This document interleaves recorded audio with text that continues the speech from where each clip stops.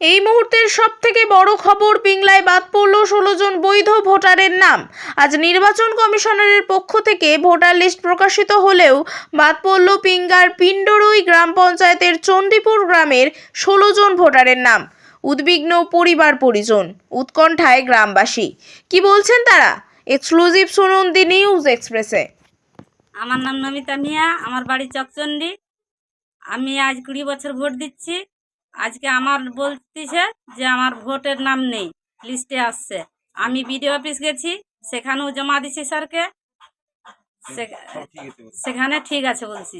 আজকে voter card নাম আসছে, বলছে নাম নেই। হ্যাঁ, আমি 20 বছর ধরে ভোট দিচ্ছি। আমি আজকে এতক্ষণে শুনছি আমার ভোটের নাম নেই। আমি এই পাতা ভাঙতে গেছিলাম, কালকে হাওড়া যাব, এতক্ষণে নাম নেই। আমি কি করব তাহলে?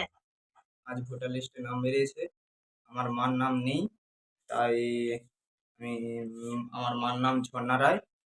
এটা আমার মার ভোটার কার্ড এবং এটা আধার কার্ড। আধার কার্ডে আমার দাদুর নাম আছে, মানে আমার মার পিতার নাম, এবং এটা এটা আমার দাদুর নাম, মানে দাদুর ভোটার কার্ড। এবং দাদুর এই বলতেছে যে একটু পার্থক্য আছে আর কি বয়সের।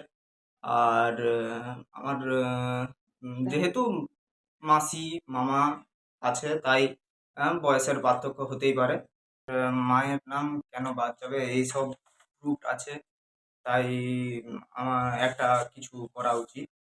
যে চূড়ান্ত ভোটার তালিকা প্রকাশিত হয়েছে, তাতে দেখা গেল আমাদের এই পিংলা বিধানসভা ক্ষেত্রের 283 নম্বর বুথের চকচন্ডী 16 জন নাম, প্রকৃত ভোটারের নাম বাদ গেছে। শুধুমাত্র নির্বাচন কমিশনের চরম গাফিলতিতে আজ এই চরম হেনস্থার শিকার হচ্ছে এই প্রকৃত ভোটাররা। তাদের এমন কিছু ছিল না যে নাম বাদ দেওয়ার মতো। কারো নামের প্রথম মাঝের বানানটা ভুল আছে, কারো বা পদবিতে একটু ভুল আছে, বানানের একটু ভুল আছে, কারো বাবার তখনকার দিনের বাবার কারো 5-6 জন সন্তানও আছে। কেন 6 জন সন্তান হলো, এইরকম প্রশ্ন করে রাখছিল। তাদেরকে বিডিও অফিসে ডাকা হয়েছিল হিয়ারিংয়ে, তারা গিয়ে যথাযথ কাগজপত্র জমা দিয়েছে। কিন্তু আজকে চূড়ান্ত ভোটার তালিকায় দেখা গেল তাদের নাম নেই। এই রকম চরম হেনস্থার শিকার আজকের এই পরিবারের নমিতা ভূঁইয়া। এরকম 16 জন আছে। এই নমিতা ভূঁইয়া পাতা ভেঙে পাতা বিক্রি করতে যায় কলকাতাতে, তার আজকে চরম হেনস্থার শিকার। আগামীকাল পাতা বিক্রি করতে যাবে কলকাতাতে, কিন্তু এই চরম সমস্যার মুখোমুখি দাঁড়িয়ে আছে। তাদেরকে আবার লাইনে দাঁড়িয়েও যখন করতে পারলো না, তাদের নামটা উঠালো না নির্বাচন কমিশন। এই হেনস্থার জন্য দায়ী কে? এবং এর দায় সম্পূর্ণ নির্বাচন কমিশনকে নিতে হবে। শুধু এই নমিতা ভূঁইয়া নয়, এরকম 16 জন আছে যারা প্রকৃত ভোটার। তাই আমরা দাবি রাখছি, এই প্রকৃত ভোটারকে তাদের মর্যাদা দিতে হবে, ভোটাধিকার ফিরে দিতে হবে। কোনোভাবে এই প্রকৃত ভোটারের নাম বাদ দিয়ে নির্বাচন করানো যাবে না। এ দাবি আমাদের ভারতের কমিউনিস্ট পার্টি মার্ক্সবাদীর পক্ষ থেকে আমরা এই দাবি রাখছি।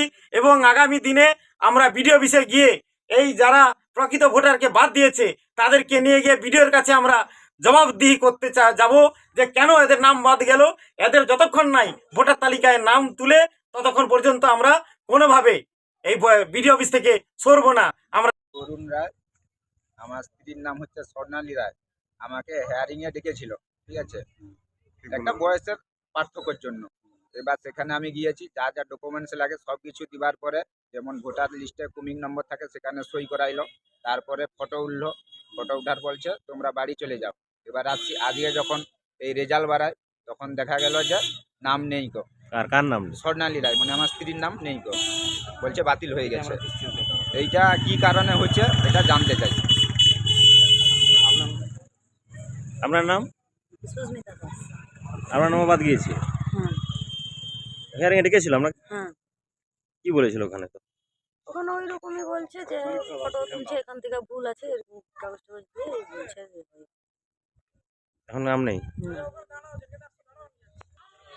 আপনাদের কার বাদ গিয়েছে? ওই সুভাষী রায়, কে হয়? নাতি। বয়স কত?